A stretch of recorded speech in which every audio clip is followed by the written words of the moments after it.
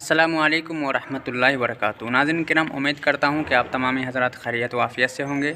چلیے سب سے پہلے آپ کو ایک کلپ دکھاتا ہوں کہ سعودی امام کے پیچھے نماز کیوں نہیں جائز ہوتی ہے یا ان کے پیچھے کیوں نہیں نماز ہوتی ہے، اس کا مفصل اور علمی نقطہ کے ساتھ میں آپ کو ایک کلپ دکھا رہا ہوں اور آخر تک آپ بنے رہیں۔ اس کے بعد جو آپ کے ذہن میں سوال ہو یا بھی جو بھی تاثرات ہو وہ ضرور آپ ہمیں کمنٹ باکس میں ضرور مطلع کریں۔ سعودی عرب کے جتنے علماء اور جتنے ائمہ ہیں ان کا یہ عقیدہ ہے کہ اللہ کے رسول کا وسیلہ پکڑنا، یہ ان کا عقیدہ، اس کا وہ اعتراف کرتے ہیں۔ نبی سے توسل کرنا، انبیاء اور اولیاء کو وسیلہ بنانا، یہ شرک ہے۔ اور آپ کا عقیدہ یہ ہے، یہ ایمان ہے۔ تو ان کا عقیدہ کچھ ہوا، آپ کا عقیدہ کچھ ہوا۔ ان کے نزدیک آپ لوگ مشرک ہیں، آپ سب مشرک ہیں۔ جو نبی کا وسیلہ پکڑتے ہیں، جو اولیاء کا وسیلہ پکڑتے ہیں، جو آستانوں، بزرگوں کے آستانوں پر جایا کرتے ہیں، یہ ان کے اس عقیدے پہ سب مشرک ہیں۔ تو آپ سوچیں، جو آپ کو مشرک سمجھتا ہو اس کے پیچھے آپ نماز پڑھیں گے؟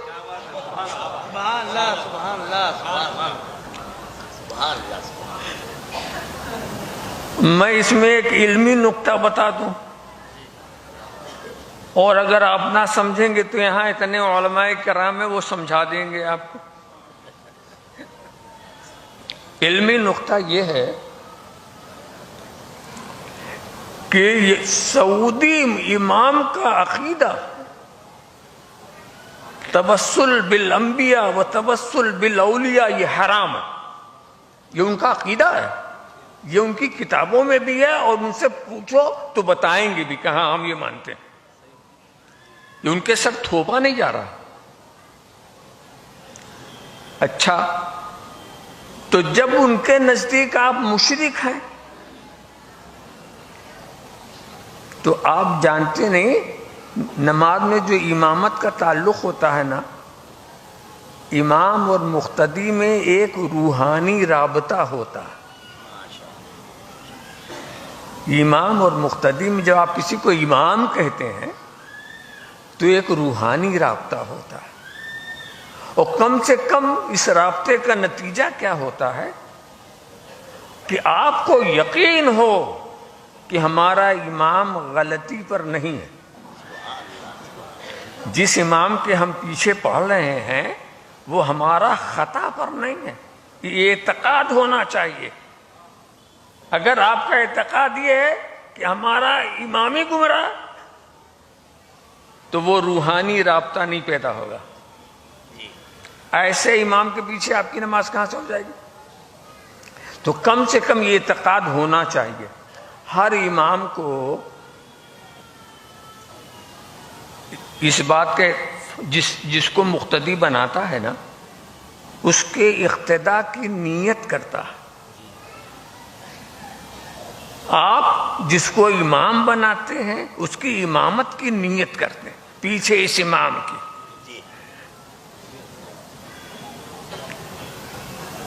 اور وہ آگے ان مقتدیوں کے، تو ان کے مقتدی ہونے کی نیت بھی امام کرتا ہے، اور اس کے امام ہونے کی نیت پیچھے والے مقتدی کرتے ہیں۔ اگر وہ نیت نہ کریں تو نماز نہیں ہوگی۔ کوئی ہمارے پیچھے آ کے کھڑا ہو جائے، ہم اس کی اقتداء کی نیت نہ کریں تو ہم اس کے امام نہیں، وہ ہمارا مقتدی نہیں۔ ایسے کھڑے ہو جانے، ہمیں نیت کرنا ضروری ہے۔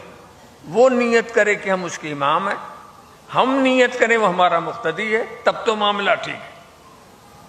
مگر اس میں کسی کی نیت میں گڑبڑی ہو گئی تو نماز نہیں ہوگی۔ اب یہ بتاؤ، سعودی امام جو توسل بالانبیاء، توسل بالاولیاء کو شرک بتاتا، وہ ایسوں کو اپنا مقتدی کیسے بنائے گا؟ وہ ایسے کو اپنا مقتدی کب بنائے گا جو توسل کے قائل ہے؟ اس لیے کہ اگر مشرک کو اس نے اپنا مقتدی بنا لیا تو وہ خود مشرک ہو گیا.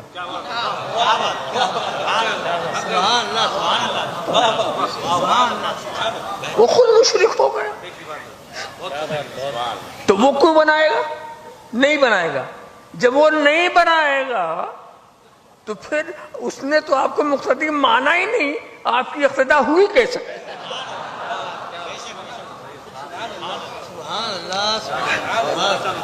اگر وہ مان لے تو مشرک وہ ہوتا، نہ مانے تو نماز آپ کی جاتی. تو ایسے کے پیچھے کیوں کھڑے ہوتے ہو کہ نماز پڑھ کر بھی نماز نہیں پڑھی؟